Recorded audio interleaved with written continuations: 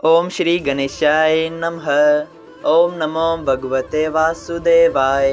हरे कृष्णा कृष्ण कृष्णा हरे हरे, हरे राम राम राम हरे हरे। तव्हां सभिनी हरि भक्तन के नमस्ते। प्यारा भक्तों, ही कथा पाण गुरु कृपा सां हासिल करे रहा आयूं। श्री गणपति सरस्वती जो दरे ध्यान करियां थो मां भागवत महापुराण जो बयान, जंहिंमें व्यासदेव ऐं सुखदेव जी कयो आहे श्री कृष्ण लीला जो गुणगान। सभई चओ जय भागवत महापुराण।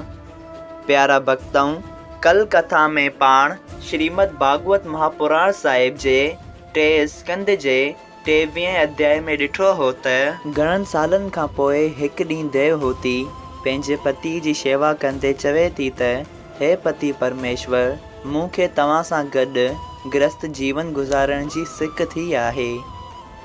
करदम रखेश्वर ही ॿुधी चयो त तूं थोरो धीरज रख, पाण कुझु ई ॾींहंनि में गृहस्थ जीवन गुज़ारींदासीं। करदम रखेश्वर वीचार कयो त देवहूति राजा जी धीउ हुअण बावजूद बि कॾहिं बि कंहिं शइ जी इच्छा न कई आहे त मूंखे हाणे हिन जी ही इच्छा ज़रूरु पूरी करणु घुरिजे।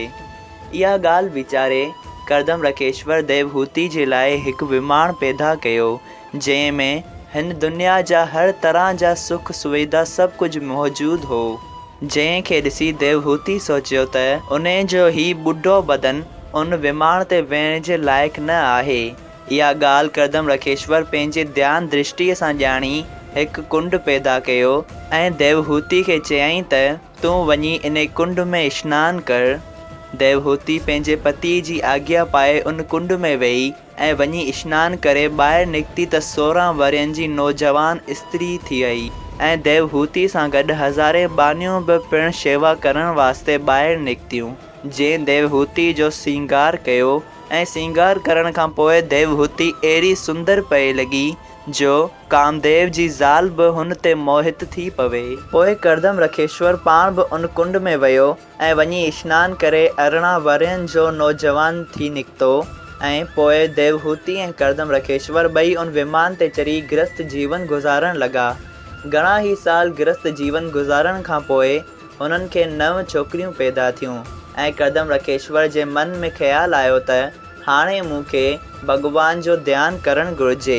इहा ॻाल्हि वीचारे करदम रखेश्वर देवहूति खां आज्ञा वरिती, लेकिन देवहूति चयो त मूंखे जेके 9 छोकिरियूं थियूं आहिनि उन्हनि जो विहांउ बि कराइणो आहे ऐं तव्हांजे वञण खां पोइ मुंहिंजी सार संभाल लहण लाइ हिते केर बि न आहे।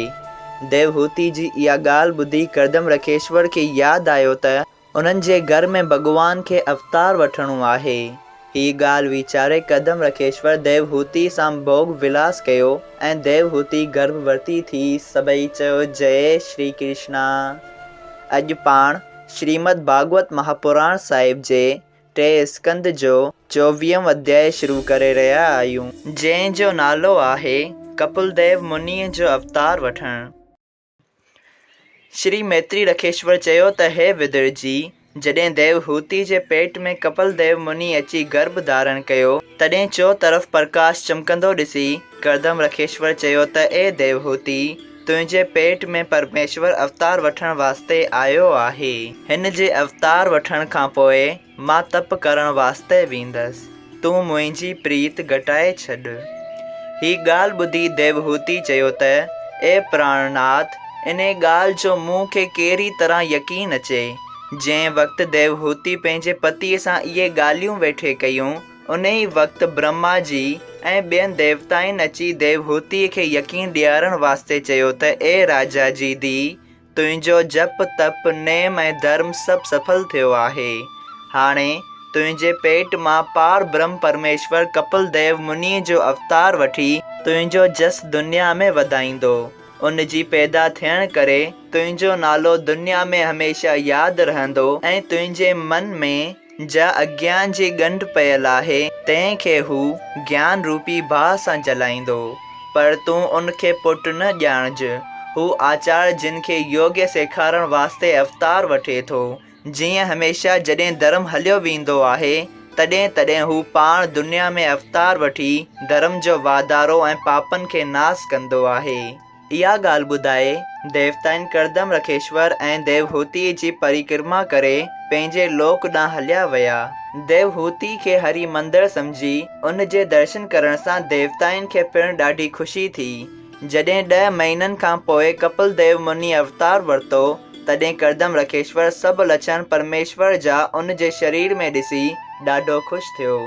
देवताउनि आनंद जा बाजा वॼाए आकाश मां गुलनि फुलनि जी वसकार कई ऐं गंधर्वनि नारायण जी जो जस ॻायो ऐं अप्सराउनि आसमान ते अची पंहिंजे पंहिंजे विमाननि ते नाच कयो। टिनी लोकनि में मंगलाचार थी चारई तरफ़ रोशन थी विया। जॾहिं करदम रखेश्वर उन खे पूर्ण ब्रह्म ॼातो, तॾहिं उन जे साम्हूं हथ जोड़े हिन तरह स्तुति कई। हे उत्तम पुरुष भॻवान, अव्हां जे नाले वठण ऐं दर्शन करण सां दुनिया जा जीव भवसागर पार लंघे वञनि था ऐं तव्हां जो दर्शन वॾनि जोगियनि ऐं रखेश्वरनि खे ध्यान में बि जल्द नथो मिले। मुंहिंजो वॾो भाॻ आहे जो अव्हां पुट थी मूं वटि अवतार वरितो आहे। जेकॾहिं हाणे बि मां मुक्त पदवी ते न पहुतसि त मुंहिंजो दुर्भाग्य सम्झणु घुरिजे। मूं देवताउनि खां ॿुधो हो त अव्हां ज्ञान उपदेश करण जे वास्ते जनम वरितो आहे, सो अव्हीं दया करे मूंखे बि अहिड़ो ज्ञान सेखारियो जंहिं जे प्रताप सां ही शरीर जो मिटीअ जो पुतलो आहे उन खे छॾे भवसागर पार लंघे वञा। जंहिं वक़्तु करदम जी इहा स्तुति करे रहियो हो, तंहिं वक़्तु वरी ब्रह्मा जी ऐं सनक, सनंदन, सनातन ऐं संत कुमार अची कपिल देव मुनीअ खे हथ जोड़े वेनती करण लॻा त हे महाराज, जा अव्हां ॻाल्हि पंहिंजे मुख मां कई हुई सा अॼु तव्हां पाण ई पूरी कई। असांखे पंहिंजो दर्शन ॾिनो ऐं दुनिया में कपिल देव मुनि अव्हां जो नालो रखियो वेंदो। वरी ब्रह्मा जी करदम रखेश्वर खे चयो त तूं पंहिंजी छोकिरियुनि जी शादी रखेश्वरनि सां कर। जंहिं ते करदम जी ऐं देवहूति ब्रह्मा जी जी आज्ञा मूजिब पंहिंजी कन्याउनि जो विवाह रखेश्वरनि सां करायो। सभई चयो जय श्री कृष्णा। प्यारा भक्तों, अगरि तव्हां इहो ॼाणणु चाहियो था त कहिड़े रखेश्वर जी शादी कहिड़ी कन्या सां थी, त कृपया हिन कथा जे ॿिए भाग जो इंतज़ारु कजो। श्रीमद भागवत महापुराण साहिब 3 स्कंद 24 अध्याय पहिरियों भाग संपूर्ण थियो।